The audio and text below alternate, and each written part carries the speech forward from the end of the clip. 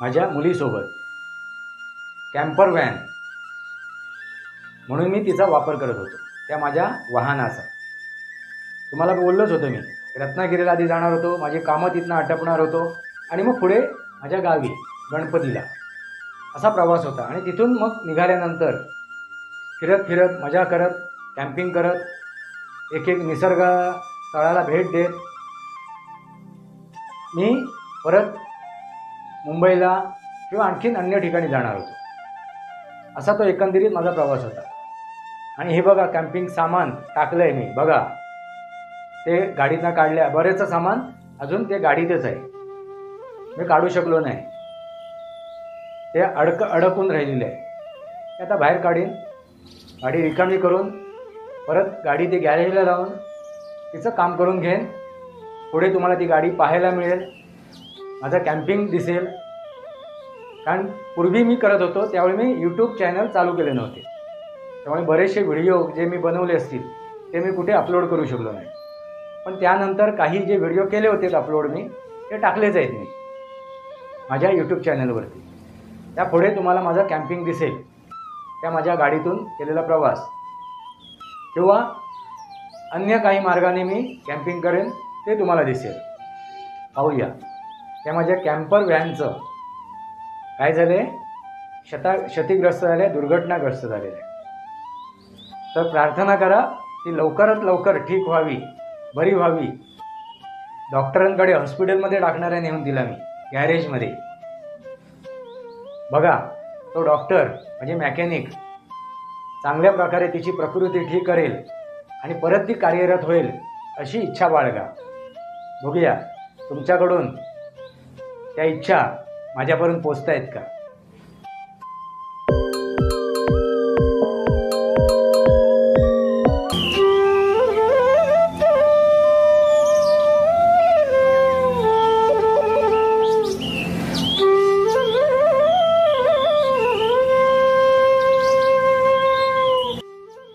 मित्रांनो, गाडी क्षतिग्रस्त झाली आहे, पण गाडीच्या डिकीला जी काच आहे ती शाबूत आहे आणि त्या डिकीच्या काचीवरती असलेल्या स्वामींचं चित्रसुद्धा शाबूत आहे. हीच ती स्वामी लीला. भिवू नकोस, मी तुझ्या पाठीशी आहे. बस, बोलण्यात काही जास्त अर्थ नाही. सनातनी वास्तव, माझ्या या वास्तवाला म्हणजे काय, त्या ऊर्जेला, मी जी ऊर्जा तुम्हाला सांगितली त्या ऊर्जेला काय करा, सबस्क्राईब करा.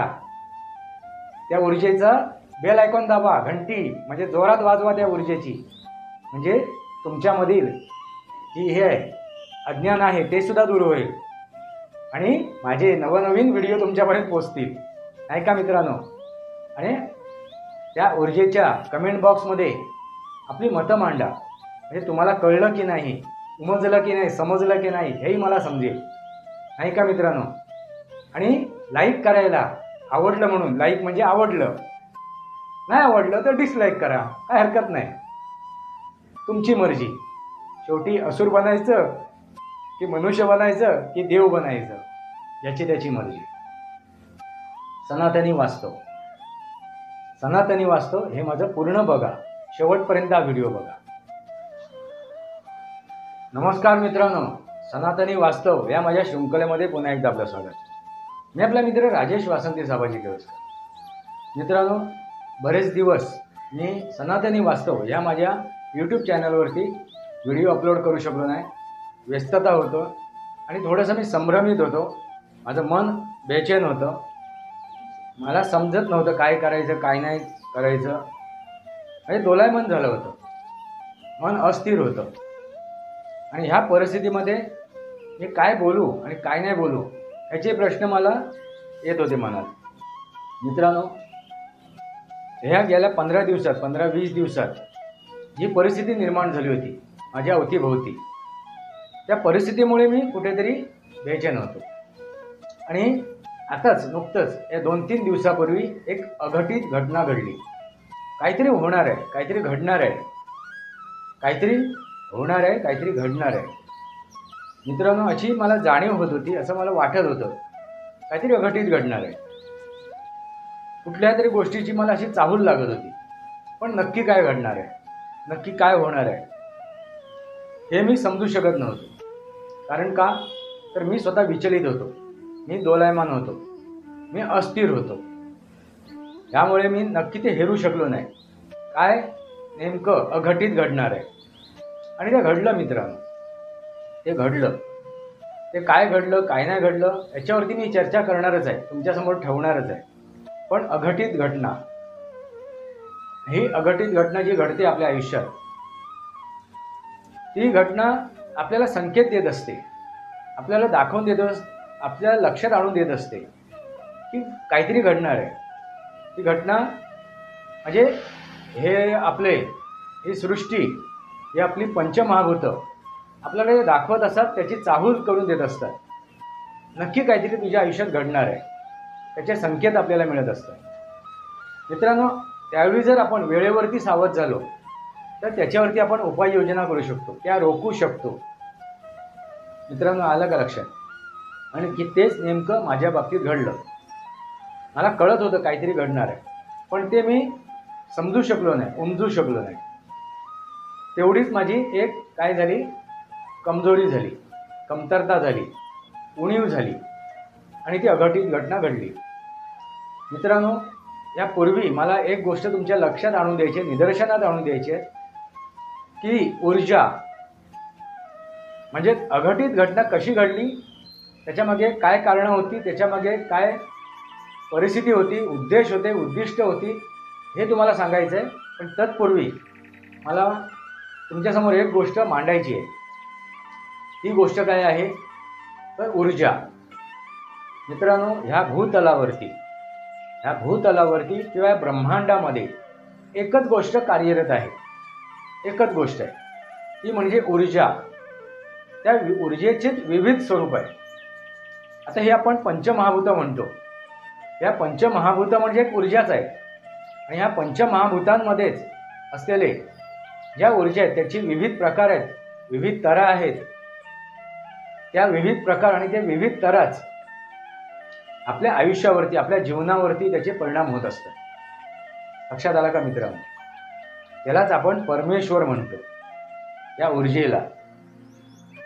मग ती सकारात्मक सुद्धा होऊ शकते आणि नकारात्मक सुद्धा होऊ शकते.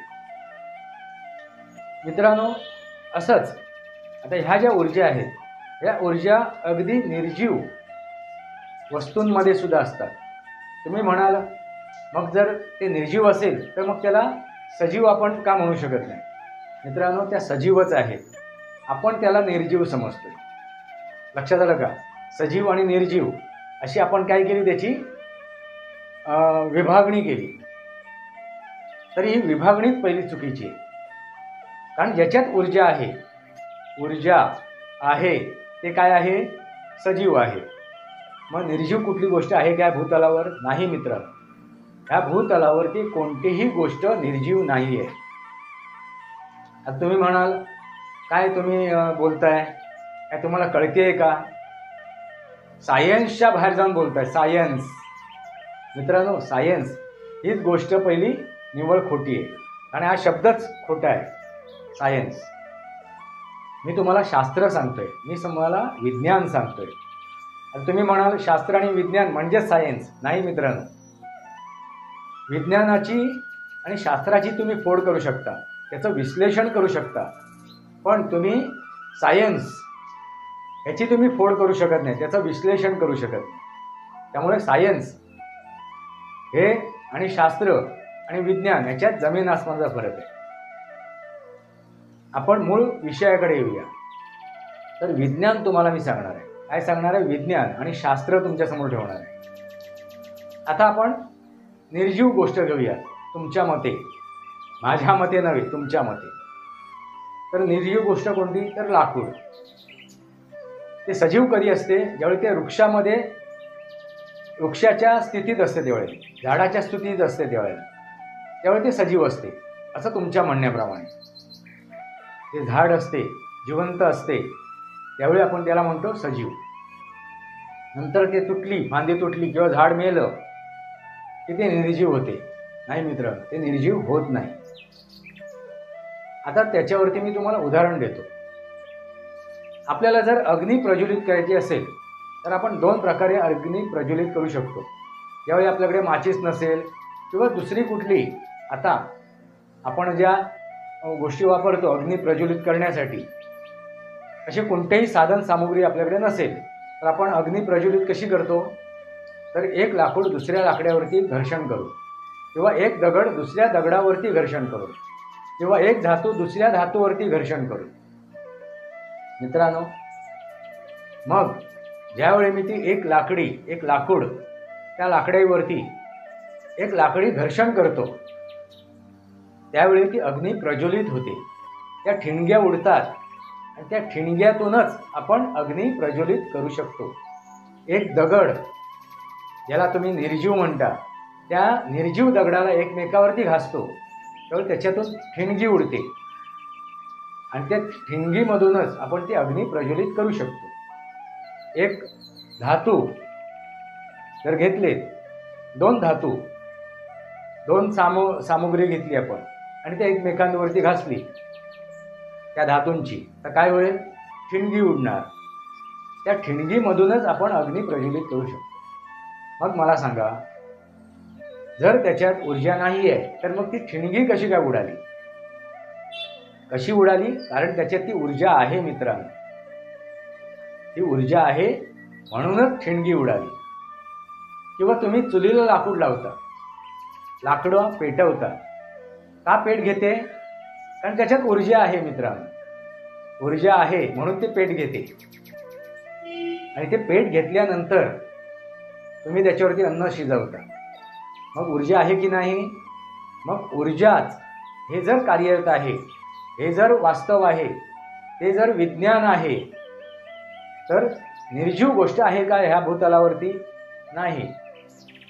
आता आपण आणखीन एक उदाहरण घेऊ, विष्ठा. मित्रांनो, विष्ठा. आता विष्ठा म्हणजे ती निर्जीव, त्याचा काय उपयोग आहे? मित्रांनो, त्या विष्ठेतूनच, मग ती प्राण्याची असो, मनुष्याची असो, पक्ष्यांची असो, कोणतीही विष्ठा, ही विष्ठा काय करते? ऊर्जा देते. कशी काय ऊर्जा निर्माण करते? तर त्या विष्ठेवरती जगणारे सुद्धा कोण आहेत? किडे मुंग्या आहेत. ते त्याच्यावरती जगतात,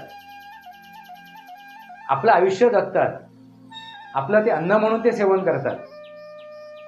आणि त्यानंतर जी काय प्रक्रिया होते, ते अन्न सेवन केल्यानंतर जी काय ती प्रक्रिया करतात, त्या प्रक्रियेमधून त्यांची जी विष्ठा निघते, ती विष्ठा ह्या जमिनीमध्ये आपल्याला काय म्हणून उपयोगाला येते? खत म्हणून. निसर्ग आपलं खत, आपली प्रक्रिया निर्माणच करत असते. प्रत्येक जीव ते आपलं कर्म करत असतो. हे काय झालं? सुदर्शन. हे चक्र आहे मित्रांनो, हे चक्र आहे. ते चक्र समजून घेणं गरजेचं आहे. आणि ह्या चक्र जे फिरत असते, ते चक्रामध्येच ती ऊर्जा आहे. सृष्टीची जी रचना आहे, प्रत्येक गोष्टीतून ऊर्जा निर्माण करण्याची, आणि ती ऊर्जा प्रत्येक जीवाला काय करते? आयुष्य देते, जगवते. मग निरुपयोगी कुठली गोष्ट आहे का ह्या भूतलावरती? नाही मित्रांनो. आणि त्या प्रत्येक गोष्टीमधून ऊर्जा मिळते. आता मी मूळ विषयाकडे येतो, जे अघटित घडलंय ते. तुम्हाला ऊर्जा कळलीच असेल. मग मी मूळ विषयाकडे येतो. अघटित घडलं. अघटित काय घडलं? तर माझं वाहन हे काय झालं? क्षतिग्रस्त झालं, दुर्घटनाग्रस्त झालं. आणि हे दुर्घटनाग्रस्त व्हायला त्याला कारण आहे अवतीभवतीची जी ऊर्जा आहे ना, नकारात्मक ऊर्जा, त्या ऊर्जेमुळे ती क्षतिग्रस्त झाली. म्हणजे एखाद्याच्या मनात जे भाव निर्माण होतात की याचं वाईट होऊन देत, याचं नुकसान होऊन देत, याची वाताहात होऊन देत, ही जी ऊर्जा आहे, किंवा तो तंत्रमंत्र करतो, तांत्रिक आणि मांत्रिक क्रिया. मित्रांनो लक्षात घ्या, त्या तंत्रमंत्रातून सुद्धा जी ऊर्जा निघते, ती सुद्धा काय होऊ शकते? एखाद्याचं अहित करू शकते किंवा चांगलं सुद्धा करू शकते. कारण अग्नी आहे ऊर्जा, त्या अग्नीतून आपण एखाद्याचं घर सुद्धा पेटवू शकतो आणि चुला सुद्धा पेटवू शकतो. आता चुला पेटवल्यावर ते काय मिळणार? अन्न मिळणार. एखाद्याचं घर पेटवल्यावर तर काय मिळणार? ते राख रांगोळी होणार. एखाद्याचं आयुष्य बर्बाद होणार, उद्ध्वस्त होणार. तसंच आहे ती ऊर्जा. आणि ह्याच ऊर्जेची जाणीव मला होत होती, काहीतरी अघटित घडणार आहे. नकारात्मक ऊर्जा. आणि ही नकारात्मक ऊर्जा या अवतीभोवतीच्या प्रसंगातून घडत होती. मित्रांनो, लक्षात आलं का? अवतीभोवतीच्या प्रसंगातून. मग ते प्राणी मात्र असो. आणि मित्रांनो, सहसा सामान्य प्राण्यातून ती नकारात्मक ऊर्जा निघत नाही, पण मनुष्य प्राण्यातून ती नकारात्मक ऊर्जा अगदी 100% निघते. कारण मनुष्य प्राण्याने या सृष्टीचा ऱ्हास केलेला आहे. या सृष्टीचा ऱ्हास व्हायला कारण आहे मनुष्य प्राणी. मग तो किती? आता तो मनुष्य नाही आहे मित्रांनो, तो मनुष्य नाही आहे. हा ऱ्हास होतोय त्याला कारण तो मनुष्य नाही आहे. तो असुर झालाय, तो दैत्य झालाय, तो दानव झालाय. तो मनुष्य राहिलाच नाही. कारण मनुष्याचा कर्म काय आहे? जेओ और जिनो दो, जगा आणि जगवा. या सृष्टीचं संवर्धन करणं हे मनुष्याचं कार्य आहे. आणि तो विसरला, म्हणून तो काय झालाय? दानव झालाय, असुर झालाय, राक्षस झालाय. आणि ह्याच्यावरती मी चर्चा केलेली आहे. राक्षस म्हणजे काय, दानव म्हणजे काय, असुर म्हणजे काय. आता परत याच्यामध्ये ह्या व्हिडिओमध्ये याचा मी उल्लेख नाही करणार. जाऊन ते माझे मागचे व्हिडिओ जाऊन बघा. दानव म्हणजे काय, असुर म्हणजे काय, राक्षस म्हणजे काय, देव म्हणजे काय, दैवत्व म्हणजे काय. असो मित्रांनो, तर जी घटना घडली त्याला कारण, आणखीन एक कारण आहे. कारण काय आहे? तर ही भौगोलिक परिस्थिती. आणि भौगोलिक परिस्थिती का निर्माण होते? खगोलीय परिस्थितीमुळे. खगोलीय परिस्थिती म्हणजे ह्या जे ग्रह तारे आहेत त्यांचं जे भ्रमण होते, त्यांचे जे भ्रमण होते आणि त्या भ्रमणामध्ये ज्या काय ऊर्जा निर्माण होत आहे त्या ऊर्जामुळे ही भौगोलिक परिस्थिती बिघडलेली आहे, नकारात्मक झालेली. म्हणून तुम्हाला विश्व पातळीवरती, जागतिक पातळीवरती युद्धजन्य परिस्थिती दिसेल.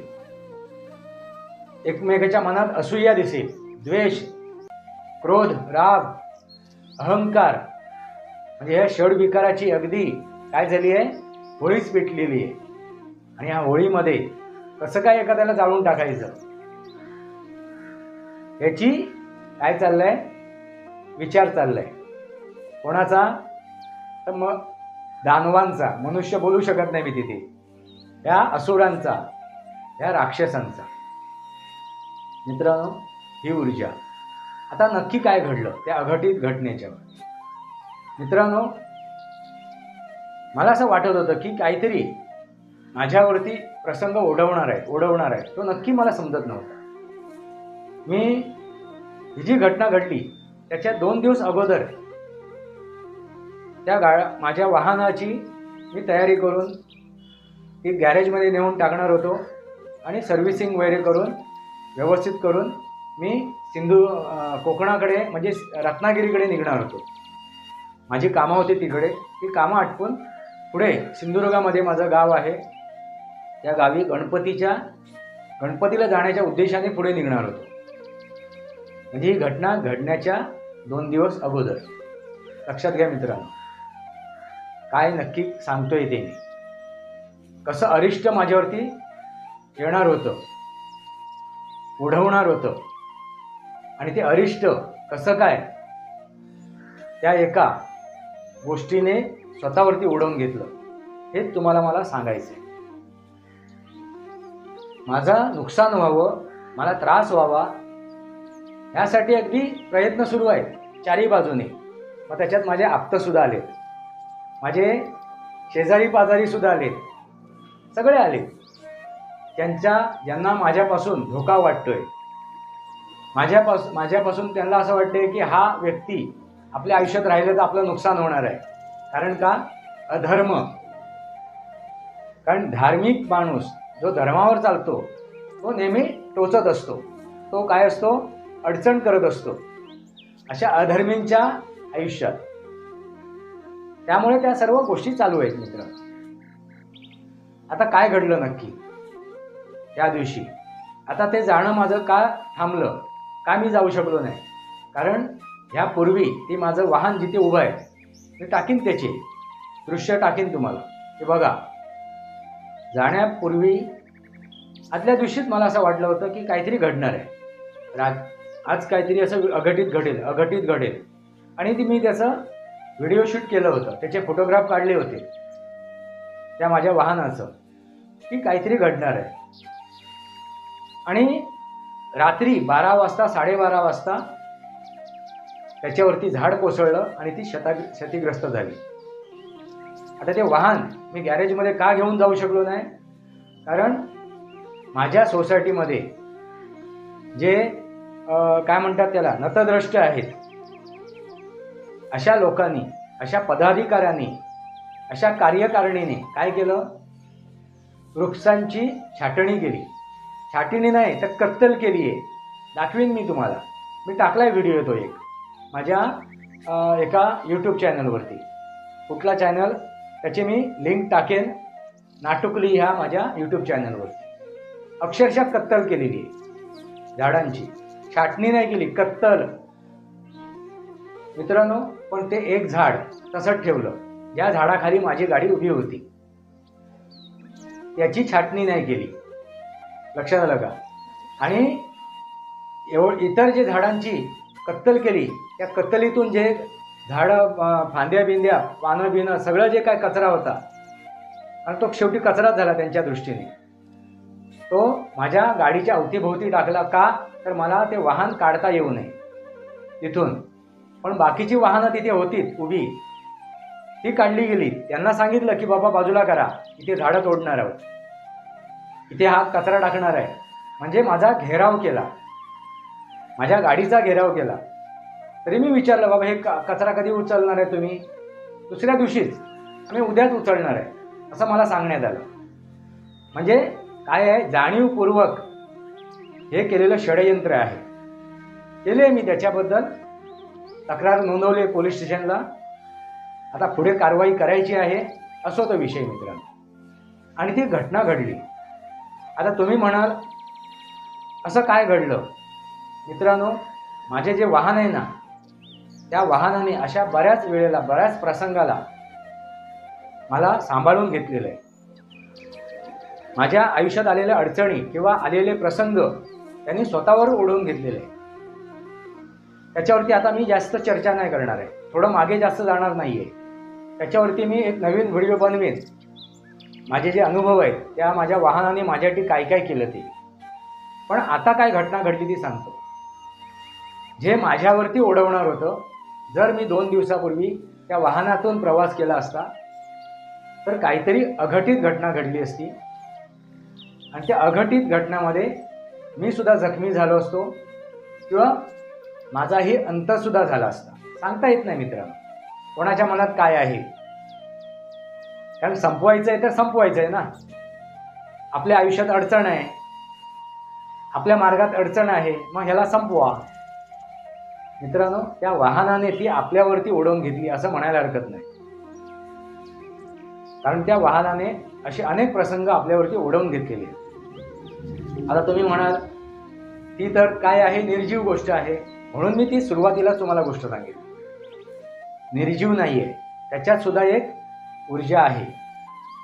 मित्रांनो, आपण म्हणतो आभामंडल. आभामंडल इंग्रजीमध्ये काय म्हणतो आपण? आपण इंग्रजीमध्ये काय म्हणतो जरा सांगा, काय म्हणतो आपण? जरा कमेंट बॉक्समध्ये मांडा, काय म्हणतो आपण? लिहा बघता बघता.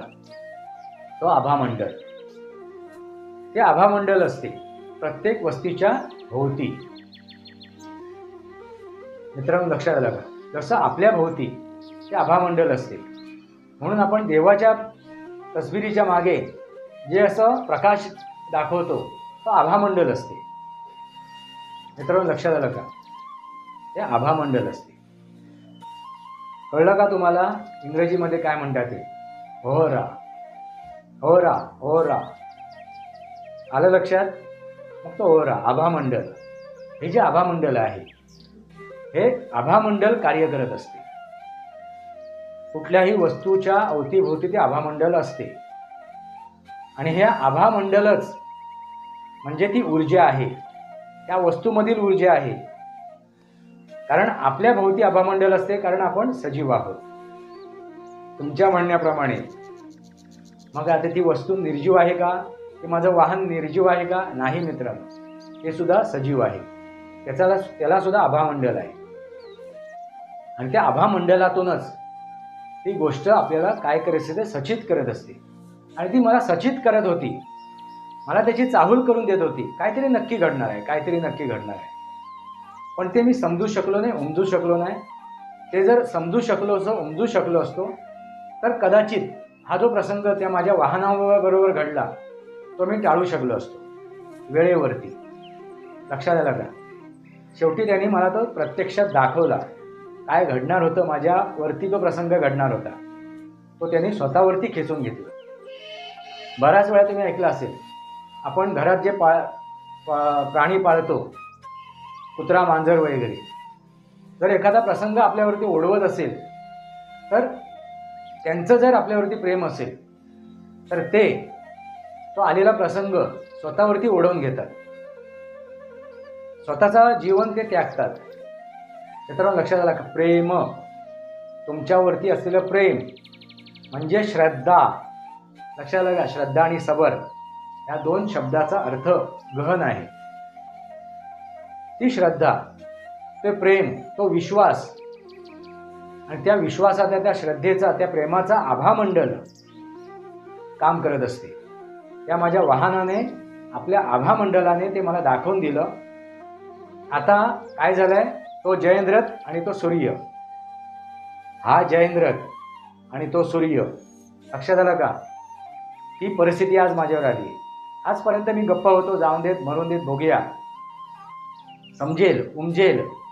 माझ्या जे विरोधात आहेत, जे मला शत्रू समजतात, मी कोणाला शत्रू समजलो नव्हतो, पण विरोधक नक्की होते. पण आता एक गोष्ट लक्षात आले, ते माझे शत्रू नाही आहेत आणि फक्त विरोधक नाही आहेत, तर ते अधर्मी सुद्धा आहेत. आणि अशा अधर्माचा उच्चाटन करणं गरजेचं आहे. यदा यदा हि धर्मस्य ग्लानिर्भवति भारत अभ्युत्थानम अधर्मस्य तदात्मनां सुजाम्य. आता ह्या अधर्माचा उच्चाटन करणं गरजेचं आहे.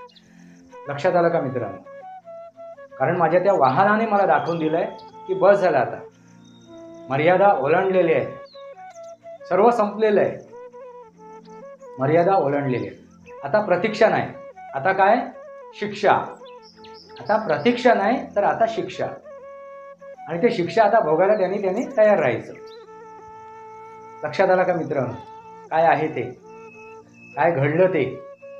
मग ह्यापुढे लक्षात ठेवा, प्रत्येक वस्तू जी आपल्याला साथ देते, मग ते तुमच्या मते निर्जीव असली तरी ती निर्जीव नाही आहे, ती सजीवच आहे.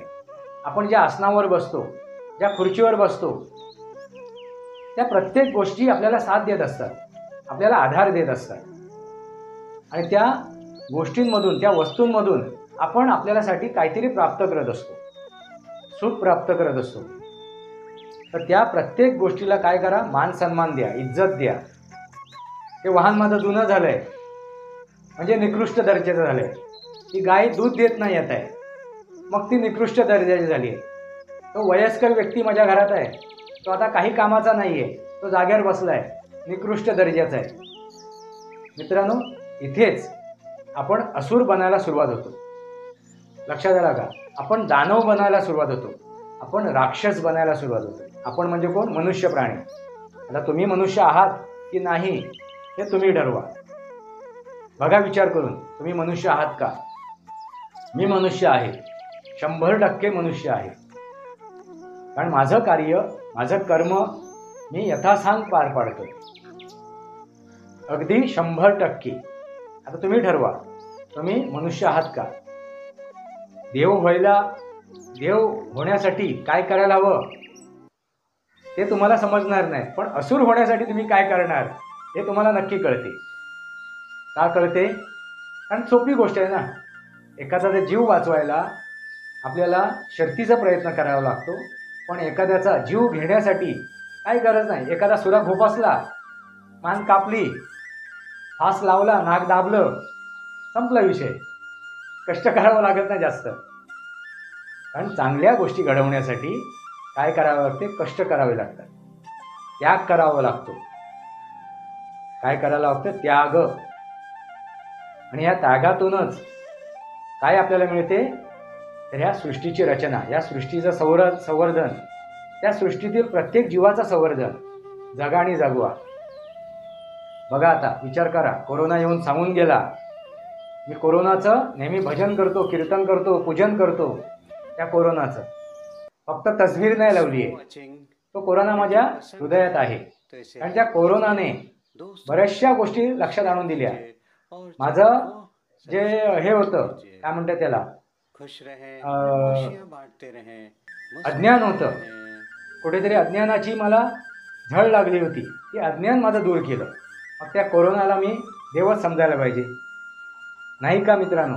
असो, जास्त आता याच्यावरती चर्चा करण्यात अर्थ नाही. तुमच्या लक्षात आलंच असेल अघटित घटना काय आहे. आणि त्या तुमच्या मते जे निर्जीव वस्तू आहेत, त्या निर्जीव वस्तूमध्ये काय ऊर्जा असते, ते कशा काय प्रकारे सजीव असते, हे तुमच्या लक्षात आलंच असेल. मित्रांनो, काय प्रश्न असतील, काय शंका असतील तर तुम्ही कमेंट बॉक्समध्ये मांडा. मी तुमच्यासमोर सर्व विस्तृतरित्या ठेवलेलं आहे. हेच ते सनातन. सनातन म्हणजे काय? शास्त्र आणि विज्ञान. आणि हे शास्त्र आणि विज्ञान समजून घ्या आणि त्या शास्त्र आणि विज्ञानाच्याच मार्गावरती आपलं मार्गक्रमण करा. म्हणजे तुमच्या लक्षात येईल मनुष्य प्राणी कसा असतो, कसा असायला पाहिजे. बस, बोलण्यात काही जास्त अर्थ नाही. सनातनी वास्तव. माझ्या या वास्तवाला म्हणजे काय? त्या ऊर्जेला, मी जी ऊर्जा तुम्हाला सांगितली त्या ऊर्जेला काय करा? सबस्क्राईब करा. त्या ऊर्जेचा बेल आयकॉन दाबा, घंटी म्हणजे जोरात वाजवा त्या ऊर्जेची. म्हणजे तुमच्यामधील जी हे अज्ञान आहे ते सुद्धा दूर होईल आणि माझे नवनवीन व्हिडिओ तुमच्यापर्यंत पोहोचतील, नाही का मित्रांनो? आणि त्या ऊर्जेच्या कमेंट बॉक्समध्ये आपली मतं मांडा. म्हणजे तुम्हाला कळलं की नाही, उमजलं की नाही, समजलं की नाही, हेही मला समजेल, नाही का मित्रांनो? आणि लाईक करायला, आवडलं म्हणून लाईक म्हणजे आवडलं, नाही आवडलं तर डिसलाईक करा, काय हरकत नाही, तुमची मर्जी. शेवटी असुर बनायचं की मनुष्य बनायचं की देव बनायचं, याची त्याची मर्जी. सनातनी वास्तव. सनातनी वास्तव हे माझं पूर्ण बघा, शेवटपर्यंत हा व्हिडिओ बघा. लक्षात आलं का? सनातनी वास्तव. सनातनी वास्तव या माझ्या शृंखलेला सबस्क्राईब करा, बेल आयकॉन दाबा, माझे विचार बरेचसे लाईक करा, आपले विचार कमेंट बॉक्समध्ये मांडा. तुर्तास इतकंच. भारत माता की जय. वंदे मातरम. जय भारत, जय महाराष्ट्र, जय सनातन.